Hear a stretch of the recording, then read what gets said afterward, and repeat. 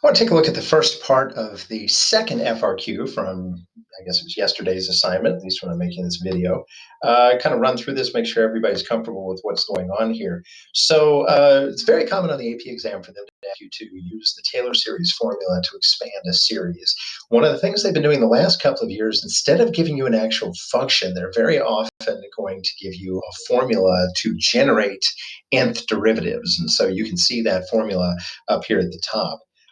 I think it's a really good idea to write out the basic formula first because it's really easy to start losing stuff if you try to do it off the top of your head, okay? It's even a challenge for me when I'm making videos.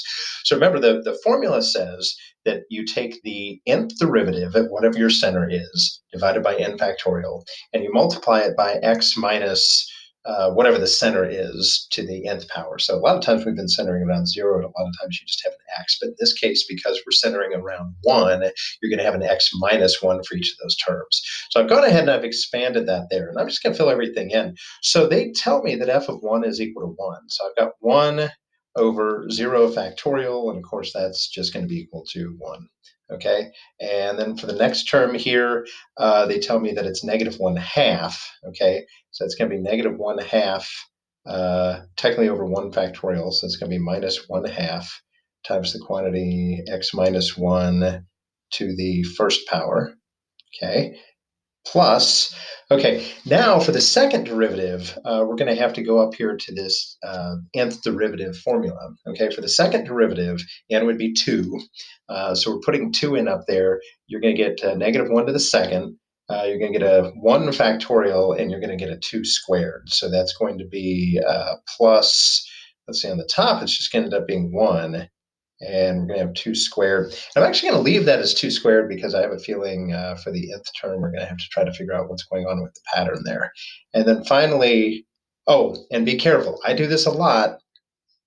It's divided by 2 factorial, okay? I drop those factorials a whole lot in these problems because you're focusing so much on the nth derivative that you forget that. So that can be challenging, okay? Now we go to the last one. We're looking at the third derivative. That'd be an n value of 3 in this equation. That's going to give us, first of all, it's going to be negative. And so we're going to have negative value there. And we're going to let's see, negative value there, and then we're going to end up with, let's see, if we sub a 3 in there, you're going to have a 2 factorial on top, okay? And you're going to have a 2 to the third on the bottom, okay? But remember, you got to divide by 3 factorial, which is actually going to knock out everything with that factorial other than the 3. And then we have x minus 1 to the third power, okay? Now, to piece all this together, they also want the general term here.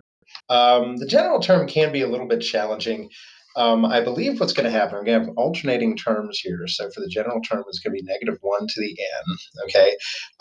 Notice that you always have, you've got a 1 in the denominator in the first, a 2 squared, a 2 to the third, and so on. It looks like we're going to have a 2 to the n in the denominator. And I believe also you've got a, you basically are going to end up with just being multiplied by n for that denominator, and then the numerator is going to end up being 1, and then you're going to have an x minus 1 raised to the nth power. Technically, this is just for x values greater than or equal to, or sorry, for n values greater than or equal to 2.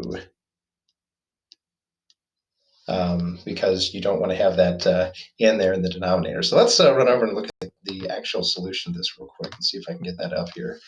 I think I've got it right here. And yeah, we can see our, so that's the nth term. And actually, I guess you don't have to specify it's for greater than n is greater than 2 because we've already listed out those earlier terms. So this is basically for ongoing terms. And anyway, we'll take a look at the other answers in the next video.